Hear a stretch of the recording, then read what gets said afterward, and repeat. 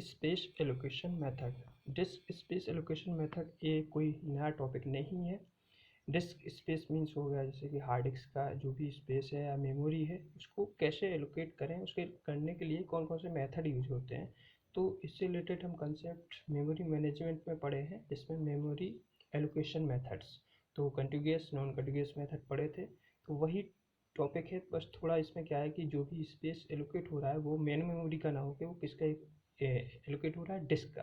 तो डिस्क का स्पेस है, जैसे मेमोरी को हम पहले से जानते हैं। एक एग्जांपल लेते हैं एक क्लासरूम का। क्लासरूम में बहुत सारी डिस्क है। डिस्क क्या है, वो एक ब्लॉक बाई ब्लॉक स्पेस है।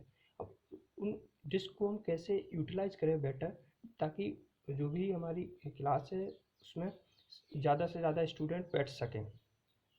मतलब ये रहे कि यदि कोई स्टूडेंट एब्सेंट है तो उसकी जगह पे हम किसी दूसरे स्टूडेंट को बैठा सकते हैं। तो यही रहता है कि डिस्क में जो भी स्पेस रहता है उनको प्रॉपर अगर अच्छे से हम यूटिलाइज करते हैं, सही मेथड अप्लाई करते हैं, तो उससे क्या रहता है कि जो भी हमारा कंप्यूटर सिस्टम है उसकी इफ़िशियंसी और परफॉर्मेंस बढ़ जाती है। तो डिस्क स्पेस एलोकेशन का ये बेनिफिट होता है। तो जो डिस्क स्पेस एलोकेशन के मेथड होते हैं, दे आर डिफरेंट टाइप्स। तो मोस्टली हम 3 टाइप के मेथड पढ़ेंगे, जैसे कंटिग्यूअस, लिंक्ड एलोकेशन और थर्ड पढ़ेंगे इंडेक्स एलोकेशन। बाकी जो भी रहेंगे वो सब इन्हीं के अदर टाइप्स हैं।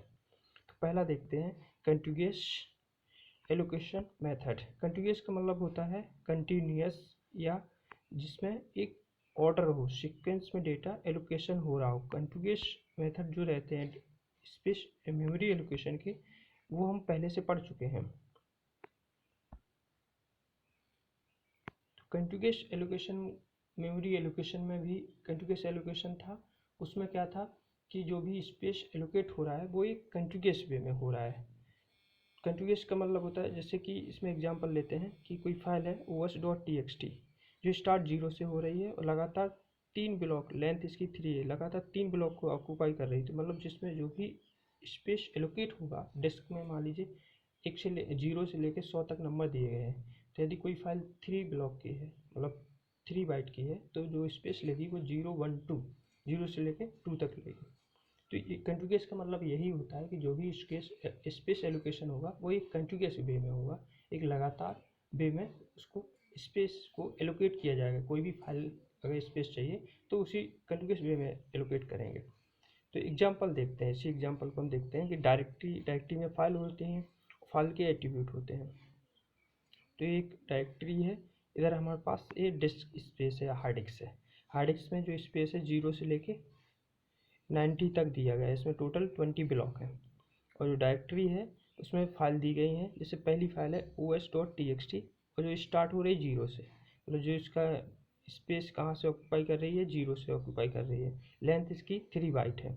और एलोकेशन ब्लॉक, जब 3 बाइट है तो ये 3 ब्लॉक लेगी। तो जो 0 से स्टार्ट हो रहा है तो ओबियसली 3 ब्लॉक कहाँ से जाएंगे, 0 1 2, 3 ब्लॉक हो जाएंगे 0 1 2। इसी तरह से जो दूसरी फाइल है windows.exe, ये भी एक कोई सॉफ्टवेयर है जो क्या है, स्टार्ट हो रहा है 3 से। देखिए 3 से हो रहा है और इसकी जो लेंथ है 4 बाइट। तो अब 3 से ले जो 4 बाइट हैं वो कितने लगातार होंगे, ऐसा नहीं होगा कि मतलब कहीं 3 कहीं और हो गया, इसके बाद फिर 6 हो गया, फिर 7 हो गया, इसी तरह से 10 होगा, ये ऐसा नहीं रहेगा। तो देखिए लगातार है 3 4 5 6, 3 4 5 6 लगातार, मतलब कंटिन्यूअस है। इसी तरह से दूसरा है image.jpg, इमेज फाइल से जो स्टार्ट हो रही 7 से और उसकी जो लेंथ है 2 बाइट। तो 7 8 लगातार लेंगे, तो देखिए 7 8 लगातार एलोकेट किया गया है इसको। इसी तरह से नेक्स्ट है file.mp4, एक कोई वीडियो फाइल से जिसकी स्टार्टिंग हो रहा है ये 9 से, इसका जो ब्लॉक स्टार्टिंग ब्लॉक 9 है और इसकी लेंथ है 5 बाइट। 5 बाइट है तो ये ओबियसली 9 10 11 12 13। तो देखिए लगातार 5 बाइट इसने एलोकेट किए हैं, मतलब इसको एलोकेट किया गया है स्पेस डिस्क में। इस तरह से नेक्स्ट फाइल है list.pdf।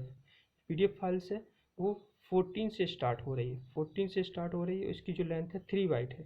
3 बाइट है तो ये 14 15 एंड 16 लगातार होंगे। देखिए 14 15 एंड 16। तो जो भी स्पेस एलोकेट हो रहा है वो कंटिन्यूअस वे में एलोकेट हो रहा है, इसलिए इसको हम बोलते हैं कंटिन्यूअस एलोकेशन। इसमें देखिए एक 3 ब्लॉक बच गए हैं क्योंकि अब हमारे पास कोई फाइल नहीं है 17 18 19। तो obviously memory allocation continuous allocation है तो एक ध्यान में मतलब दिमाग में आ रही होगी बात कि कंटिन्यूअस एलोकेशन के लिए तो हम लोग फिटिंग एल्गोरिदम यूज करते थे, जैसे first fit, best fit and burst fit. तो जो भी वो एल्गो है वो पहले से जानते हैं, अब जो स्टूडेंट नहीं जानते हैं वो उन्हें रिवाइज कर लेंगे एक बार।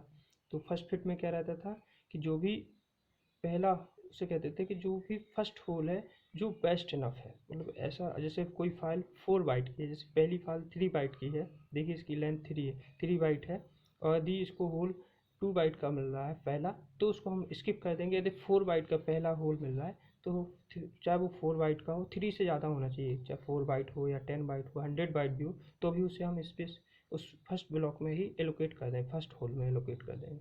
इसी तरह से जो नेक्स्ट मेथड होता है बेस्ट।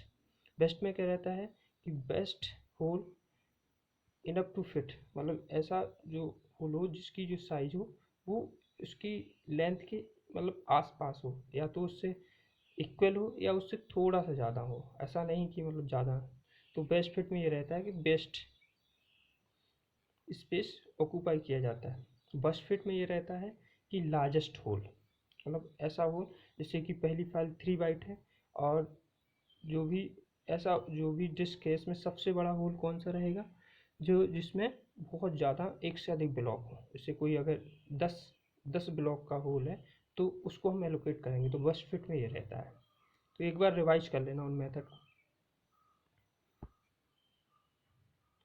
अब देखते हैं, देखिए फिटिंग एल्गोरिथम देख लिए, तो इस ये मेथड इतना ही है, बस इसमें देखते हैं कि इसके एडवांटेज क्या है। एक तो सिंपल फास्ट है, दूसरा इसमें ये रहता है कि फिटिंग एल्गोरिदम यूज हो रहे हैं तो इस वजह से जो भी स्पेस है हमारा वो बेटर यूटिलाइज हो जाता है, फास्ट है। इसका जो सपोर्टिंग मेथड होते हैं ये सीक्वेंस भी हम मतलब फाइल को एक्सेस कर सकते हैं और डायरेक्ट भी एक्सेस कर सकते हैं। डिसएडवांटेज ये रहता है कि इंटरनल और एक्सटर्नल फ्रेगमेंटेशन की प्रॉब्लम आती है। तो फ्रेगमेंटेशन को भी हम पहले से जानते हैं। फ्रेगमेंटेशन क्या होता है कि जब भी हमारा मेमोरी लॉक है, जो अगर कोई स्पेस एक्स्ट्रा बच जाता है तो उसे हम फ्रेगमेंटेशन कहते हैं। तो देखिए इसमें कहाँ फ्रेगमेंटेशन हो रहा है, देखिए 17, 18, 19, यदि कोई फाइल्स अगर 4 बाइट की आती है तो ये 17, 18, 19 स्पेस है हमारे पास, लेकिन वो फाइल एलोकेट नहीं हो पाएगी, स्पेस उसको नहीं मिलेगा। तो इस वजह से जो भी 3 बाइट है ये हमारे कैसे बेस्ट जाएंगे, इसी बेस्ट स्पेस को हम कहते हैं फ्रेगमेंटेशन। अगर मान लीजिए कोई फाइल्स ऐसी हो 2 बाइट की है, 2 बाइट की लोकेट कर दी तो 1 बाइट बच जाएगा, तो ये कहलाएगा हमारा इंटरनल फ्रेगमेंटेशन, मतलब होल में कुछ स्पेस बच गया, उसे हम बोलते हैं इंटरनल फ्रेगमेंटेशन। एक्सटर्नल फ्रेगमेंटेशन क्या होता है कि जब बहुत सारा इंटरनल फ्रेगमेंटेशन हो जाता है तो उसके कलेक्शन को हम एक्सटर्नल फ्रेगमेंटेशन कहते हैं। तो एक्सटर्नल फ्रेगमेंटेशन जो आता है वो इस तरह से होता है कि अगर कोई साइज 4 बाइट की है और हमारे पास 4 बाइट स्पेस है, लेकिन जो स्पेस है वो एक कंटिन्यूअस पे में नहीं है, वो स्पेस है पहले होल में 1 बाइट है, दूसरे होल में 1 बाइट है, तीसरे होल में 1 बाइट है, चौथे होल में 1 बाइट है, लगातार मतलब 4 बाइट स्पेस है, लेकिन वो अलग अलग है, डिस्ट्रीब्यूटेड है, वो कंटिन्यूअस नहीं है। तो इस तरह के हम प्रॉब्लम को बोलते हैं एक्सटर्नल फ्रेगमेंटेशन। तो ये प्रॉब्लम इसमें आती है।